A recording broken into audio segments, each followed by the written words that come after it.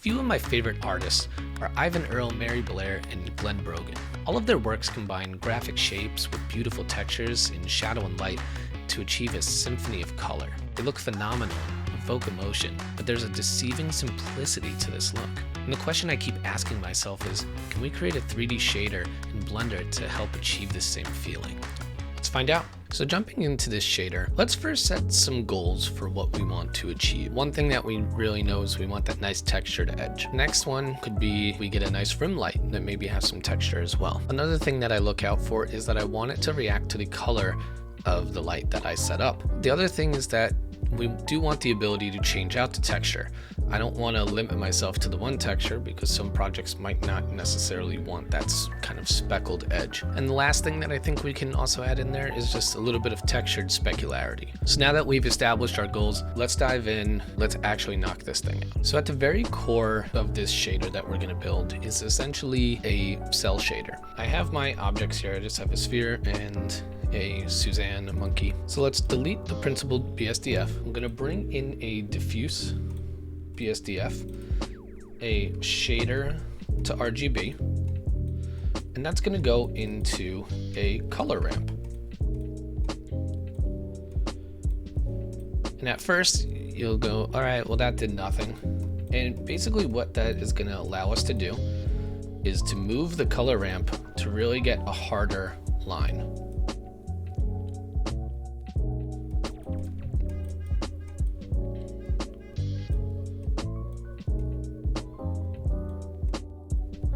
I always try to get where realistically the light is, and I try to match that a little bit. Sometimes it does change, but that's pretty nice right there. And we might tweak this later. Now, you can go into the color ramp and you can do constant where it's a solid line. That's the typical cell shade. Personally, I like to use ease because I do like at least a little bit of a soft fall off. I don't always like the very hard edge. But depending on what you're looking for, the constant could be your way.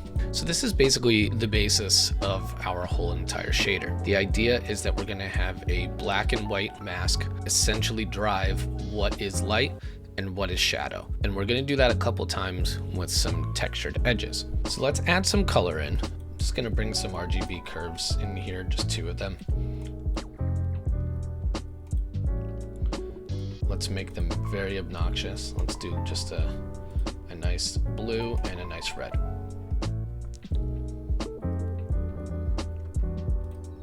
We're gonna do a mixed color. We're gonna put that in, put our color ramp into our factor. And it's going to tell us that the red is the light and the blue is the shadow. Now, here's our problem. If I bring in a point light here,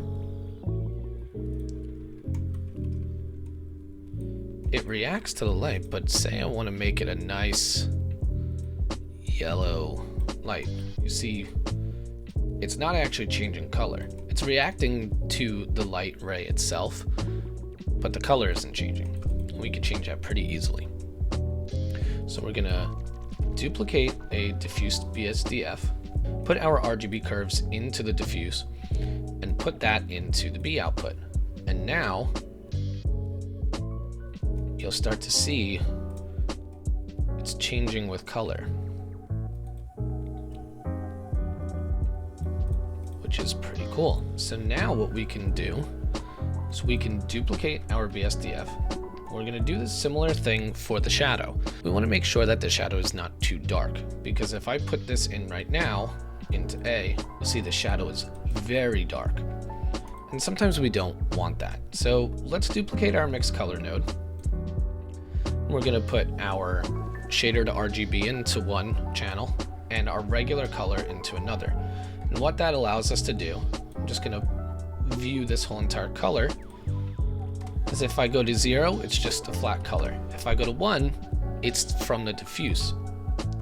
So for somewhere in the middle, we kind of find where that balance is, we get a slight emissive feel to it. That way it's not super dark.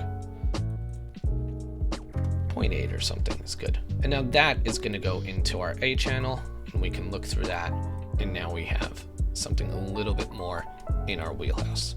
Let's get into our texture. First thing we're going to do is bring in a texture. So I'm going to bring in an image. This is just a speckle B. So this is the image. This is a tileable texture that I created. You can use any tileable seamless texture, but typically you do want it seamless because you don't want any lines. And let's just put a mapping and a texture coordinates. You can do generated or UV, it depends on what you're looking. We'll do generated right now, but we're going to put that into our vector, and our vector is going to go into the vector of our image.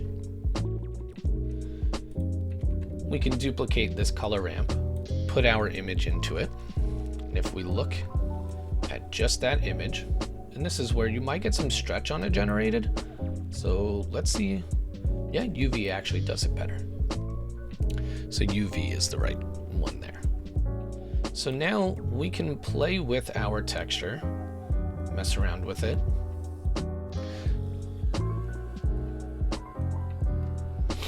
We could scale this up if we want, so we could go to something like 5. That's looking a lot better. And this might change object to object, so this is something that you'll just have to adjust later on. But now we have the unique thing to try and combine our black and white from here into this. And let's move these over just so they don't overlap. So again, black and white here. We need to combine with this. But we only want the edge. We don't want this whole texture in our shadow here. We just only want it on the edge. So something that we could do is let's duplicate this again.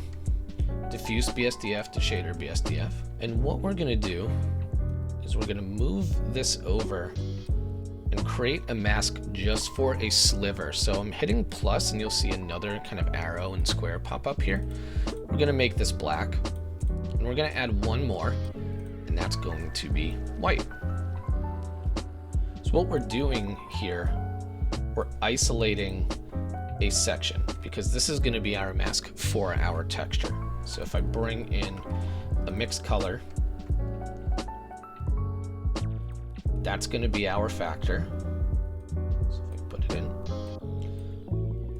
let's just put in a color here, and you can see the A is where we want our texture.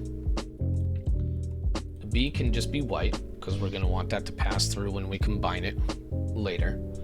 But we're going to bring our color, our actual texture, into the A. Now you see here, it kind of fades off. It's not exactly what we're looking for.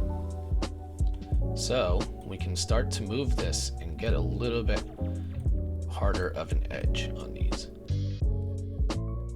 That's feeling pretty nice. And again, now we have to combine it with our initial black and white setup. So let's do another mix node. And what we're gonna do, we're gonna look through that, and we are going to combine our A.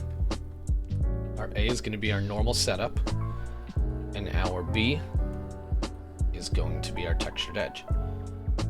But you see here, that's not what we want. We want something more black and white. So we can actually change the blending mode from mix to multiply, and that should get us what we need. A lot better. And this is where we can start messing with our color ramps to get what we're truly looking for.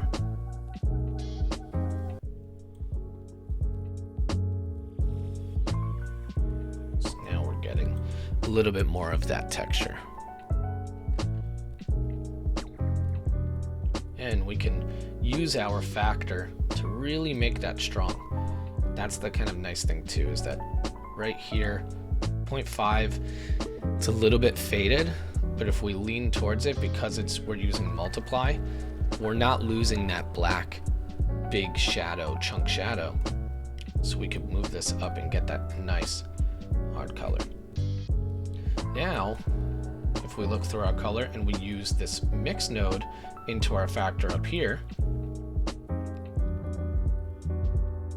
Now we have this nice texture, which is pretty cool. And we can dial that in again with our factor of how much we want it to kind of fade on and off. Something like that looks pretty nice to me. So that's one setup. That's one textured shadow. But what if we want another texture to kind of layer on top of it? Because sometimes we don't just want the one texture. There's multiple different brush types, everything. So what we're gonna do is we're actually just gonna copy and paste our first speckle. And we'll bring in another texture. And this texture, we can bring in a brush, which is this. Another seamless tileable texture. That vector will go in there. We can delete this one. We'll put that in. Now if we look at that, we'll beef that up, mess around with it a little bit more.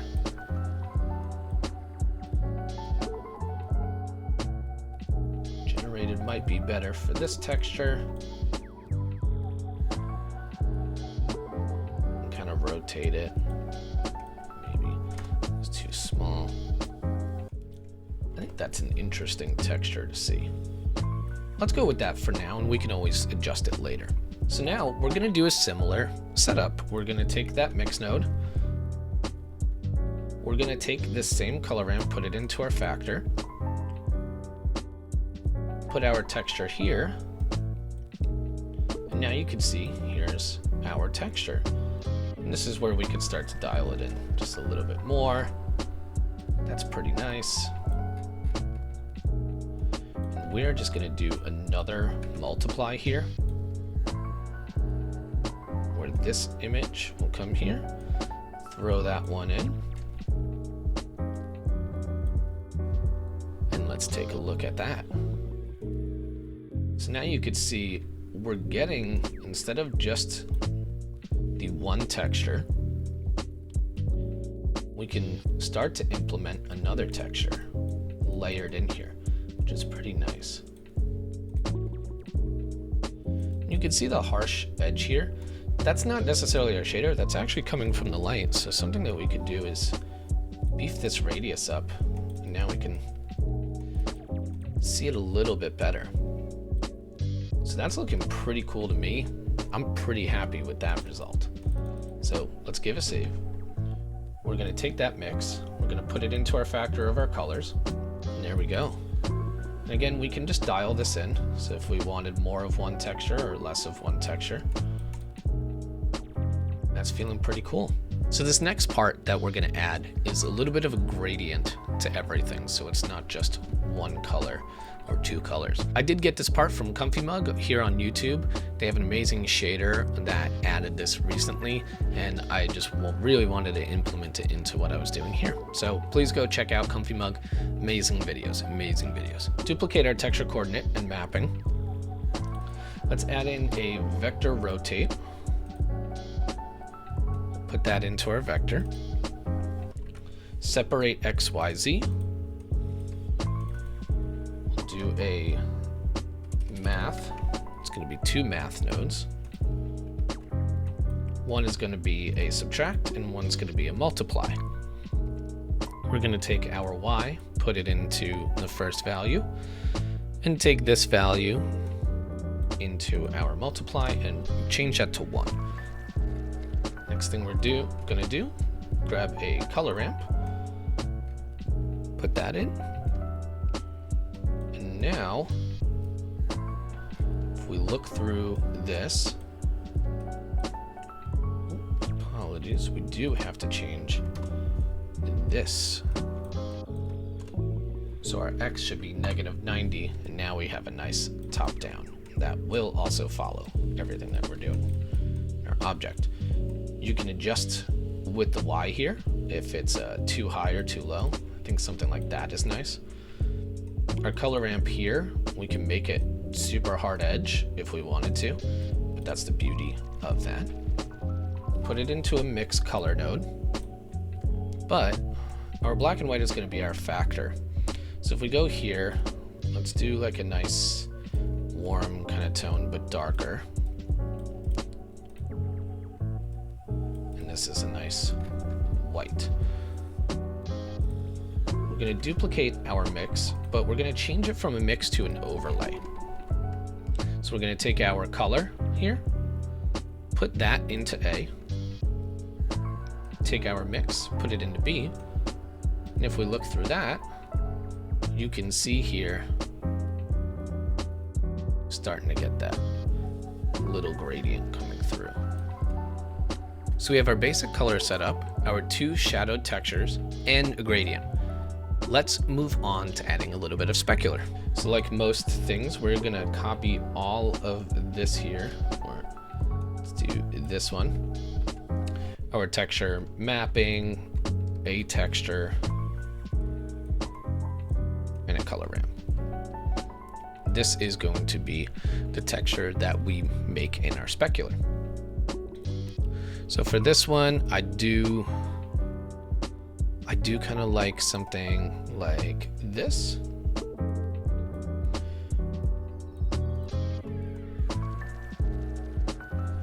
Something like this, which is a big kind of brushstroke feel. This is, again, a seamless texture, something that I highly recommend for this. Now, we were able to use a diffuse shader to get our shadow edges, to get everything there, right? But how do we get the specular?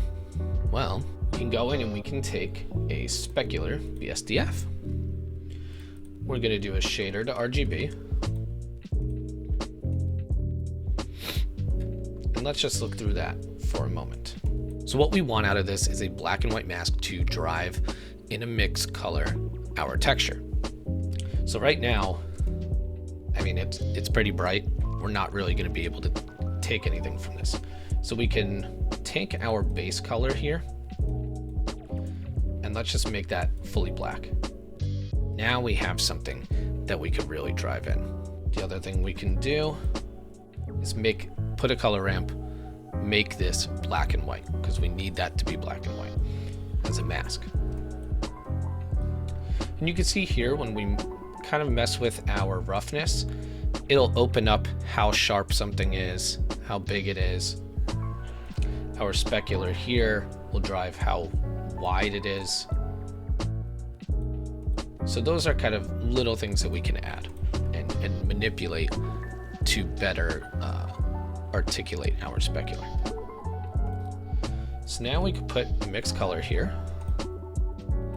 But again, this is going to be our factor. And if we're always confused about what is what in here, our black or our dark gray right now is our shadow. So we want that to be black. And we're going to put our texture into the B. And now we have this nice texture coming through. And we can adjust the scale of everything however we want. Do we want it bigger? Do we want it smaller? That all depends on the character that you're putting this on, or object. But that is essentially our basis here.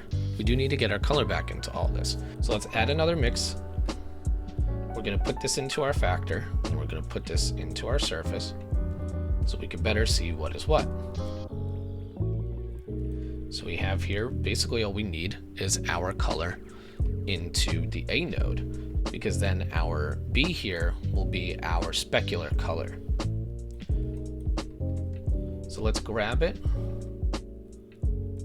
from our darken, because that's where our gradient was, and we'll put that into A. And now we have our specular.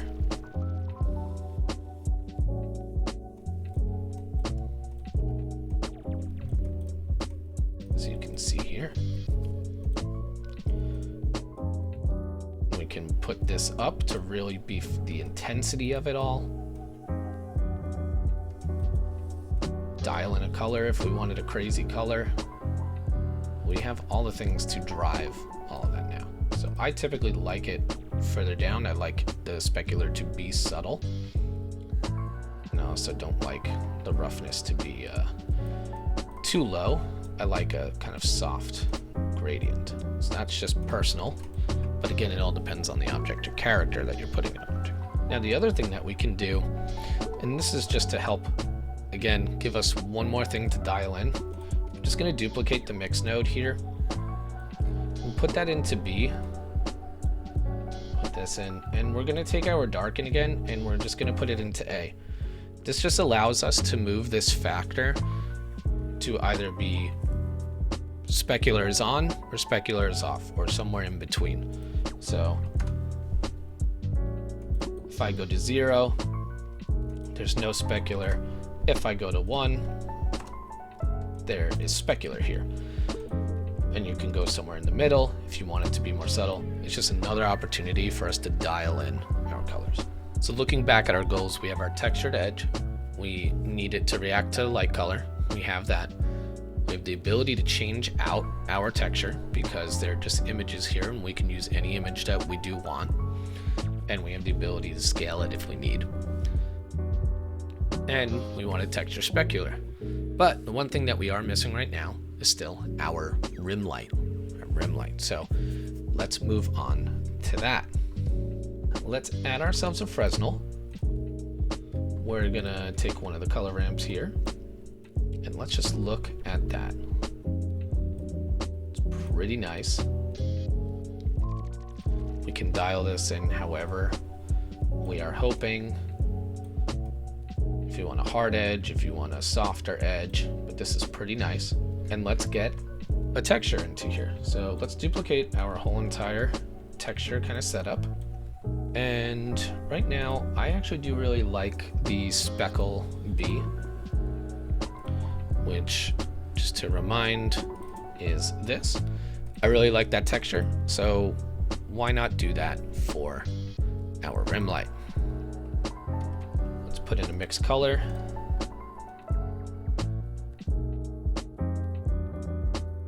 This is going to be our factor. If we look through this, our A wants to be black, and our B, we are going to put in our texture. So here we have a nice textured rim light. Now, again, something that we want to do is we want to just add in another mix. And this is to dial in whether you want a texture or you don't want a texture, because you want that ability. So essentially all I'm doing here is putting our textured rim light into the B and our normal Fresnel rim light into the A. And what that allows us to do is to either have a combo of this kind of nice smooth with a super texture, or just maybe a little bit of both. And now we just need to bring this back into our color. So let's add a mix node. Just put this at 0.5. Let's put this into our factor. And if we look through that, we have our A is black and our B is white. So let's take our color, we're going to put it into B. There we have it. We have our rim light. But something that I personally don't like is that our rim light is showing up on the edge of our shadow, because the Fresnel is just taking everything. And this might be a nice option for like a subtle gradient from the outside. And we can duplicate that and we can combine it again so we can have both of these. But I typically want this rim light to only be on the light edge.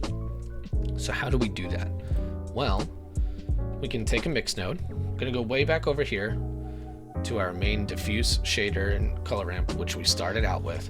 We're gonna drag that over into, we're almost there, our factor here.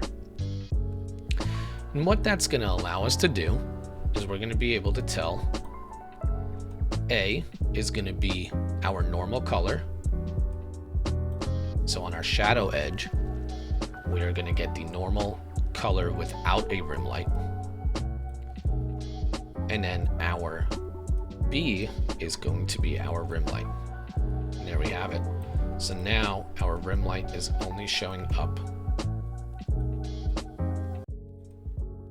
It's only showing up on the light side. Now, let's say we did want, though, that full Fresnel there just for like a softer, more subtle kind of shading. It's pretty simple to add. So I actually personally probably wouldn't do the texture for this, but you could duplicate the texture if you wanted to. So let's copy and let's paste this. Here's our Fresnel. We're just gonna take a mix color node, put it into our factor. If we look through that again, we have our A and we have our B. And the reason I duplicated this is because I do want it to be a little bit more subtle and kind of open.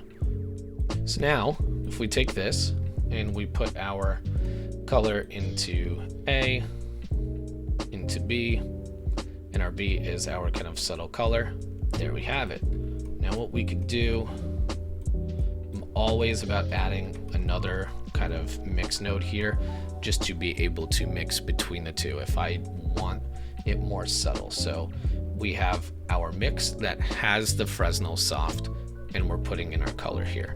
And that's gonna allow us just to drive back and forth between the two.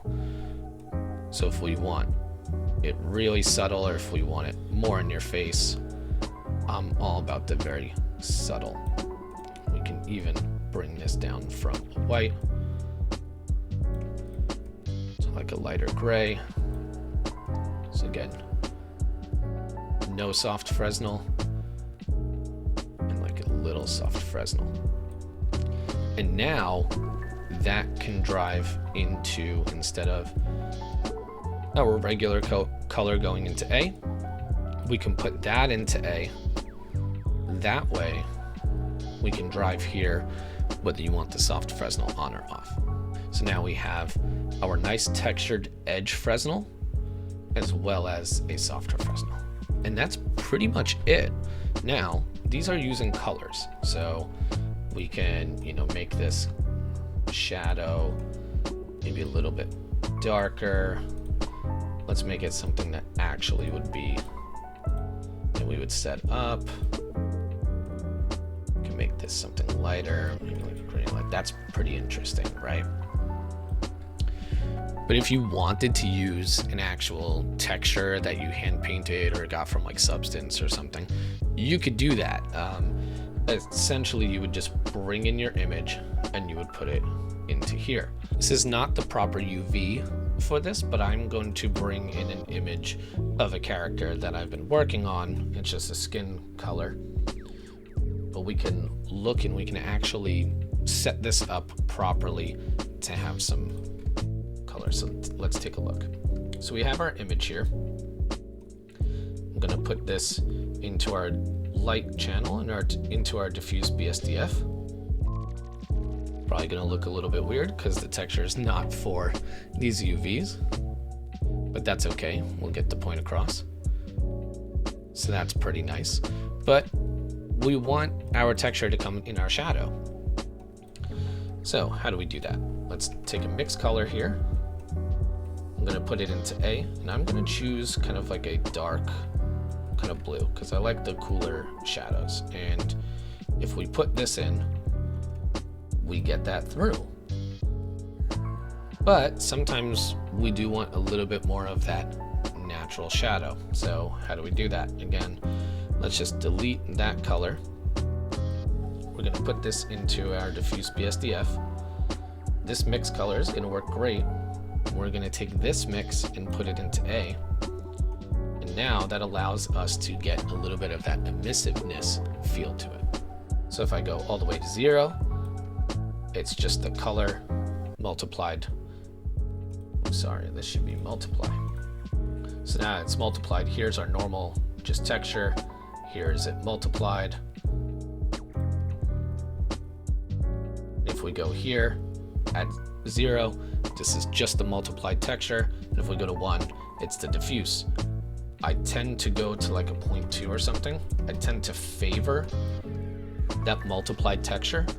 But what I love about this method is that I just get a little bit of that diffuse like shading in there. But that's how easy it is to change the colors. So change the colors to texture. So you just have the one image, you go into diffuse BSDF, that goes into your light. And then you kind of mix the two where it's multiplied, and one where it's a diffuse BSDF. And that's how to create this stylized shader. So I hope you guys all liked it. I hope you got something out of it. It's a pretty simple system. Again, at its core is we are creating a bunch of black and white masks to drive what's in the black, what's in the white. And we get to combine those however we need. And that's pretty much it. Let me know in the comments if you like this, if you're going to be using it in any projects. I'm so curious to see. I love seeing everybody's work. So please let me know. Thank you so much, and I'll see you in the next one.